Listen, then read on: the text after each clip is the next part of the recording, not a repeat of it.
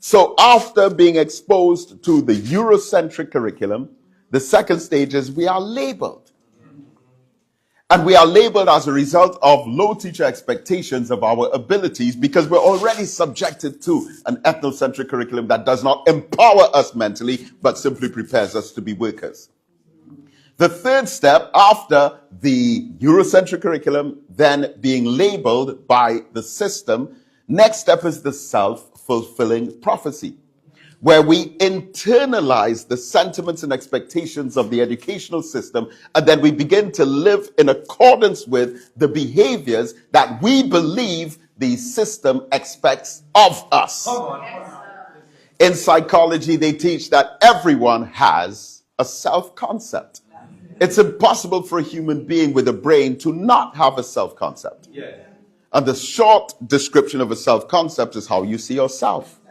But the extended description of a self-concept is, your self-concept is how you see yourself as a result of how you think others think about you. And we are psychologically wired to incorporate our beliefs on what the beliefs of others are about us. And even though we may be mature adults to an extent where we can already have some sense of identity, when it comes to a child within the school system, they are impressionable, and it is very difficult to struggle against the expectations of the teachers and the head teachers and the principals within the system. That is considered almost impossible to resist. So the students now in step 3, the self-fulfilling prophecy, begin to internalize those attitudes and behaviors, and then they see themselves in the same way that they think the teachers see them. Which leads to the 4th stage, which is being streamed and setted. So they now group students together by ability. So you have a fast class, you have a slow class, you have an A stream, you have a B stream, you have a C stream.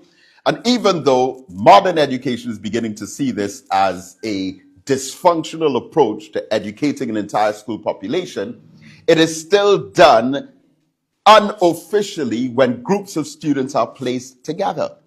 Now, it is said that it works for the high ability students, but it is by far more detrimental to the low ability students, where you group students together by virtue of the fact that they are slower or have a lesser ability as perceived by the system, which brings us to stage number 5, which is the negative pupil subcultures.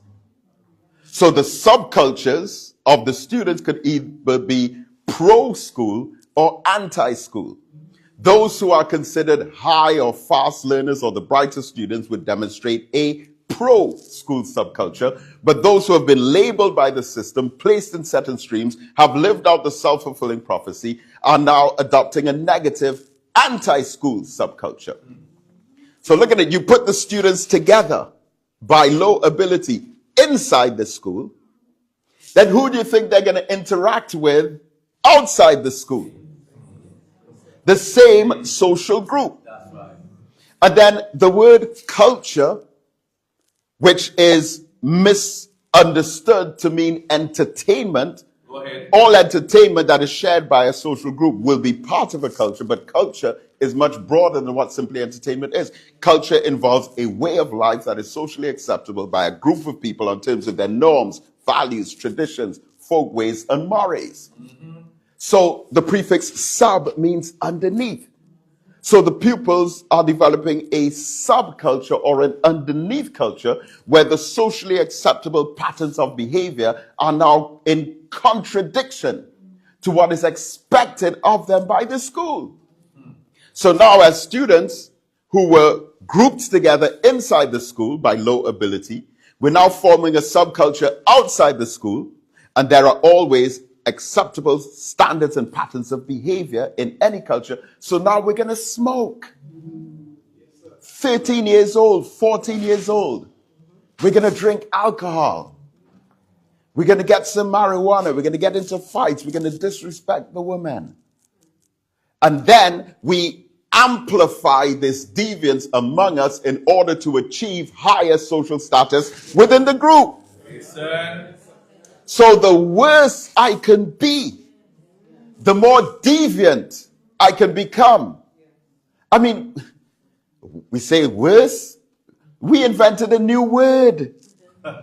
Badder. The badder that you can be.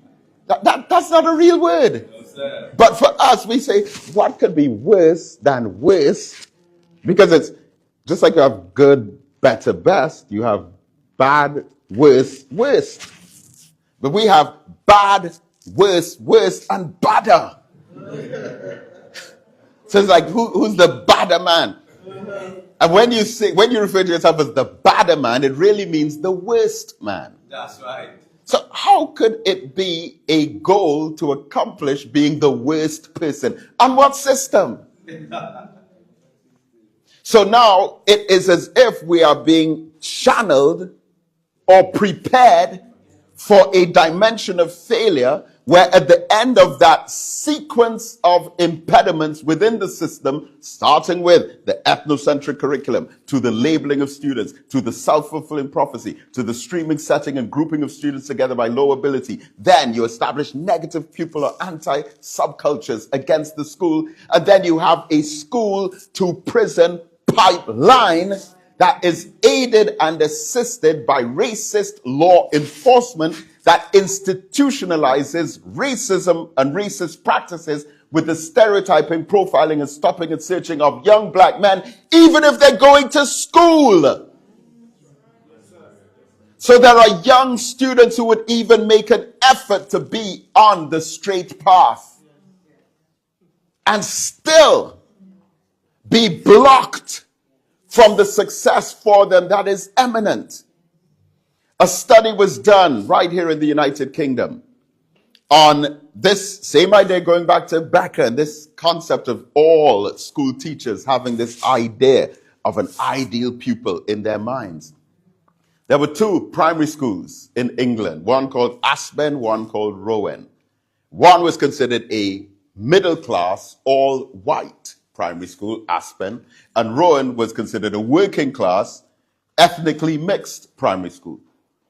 And they did interviews with the teachers again on this idea of the ideal pupil. And in the white middle-class school, the teachers responded to the concept of their ideal pupil as a student who works well, gets high grades, high marks, is able to write excellently. And in their mind, the ideal pupil is one who will pass their exams with top grades. But in the working class school with ethnic minorities, in interviewing teachers on what the ideal pupil was to them, the ideal pupil to the working class school was a student who behaves, who is quiet, disciplined, conducts themselves well, and is not disruptive.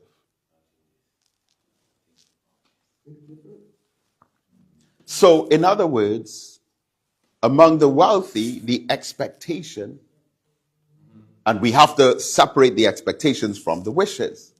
The wishes of the teachers is that the child does well. That's what they want. They want the student to be successful. Get grade 9s in their GCSEs and A stars in their A levels. But among the poorest students, their wishes for the students is that they behave themselves. And for as long as they're not noisy and running up and down around the class, and they could discipline themselves, the teacher is happy.